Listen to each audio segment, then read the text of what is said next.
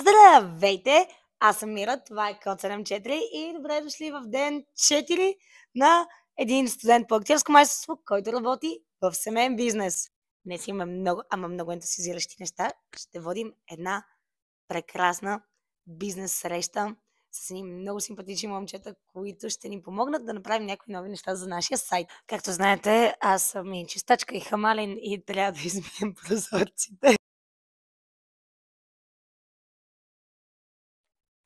Искам да ви разкажа как се запознах с тези момчета, защото ние с тях се запознахме по нестандартен начин, когато става дума за работен контакт. С Ники, едно от момчетата, се запознахме навън на един рожден ден и изведнъж ми казва, че се занимава с 3D анимация и дигитален маркетинг. И аз казах, чудесно, аз съм инфлуенсър. На една семейна вечеря с него и с всички негови приятели попаднах и на неговия бизнес партньор Мартин и случайно им споменах, че ние имаме нужда от 3D модели на нашите паркети. Момчета бяха супер адекватни и днес дойдоха за тази бизнес среща.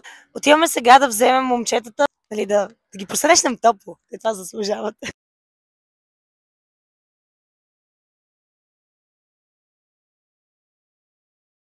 Всичко актуален е, мога там. Да, абсолютно. Добре, много благодаря. Химикалчицата, това се зарадва.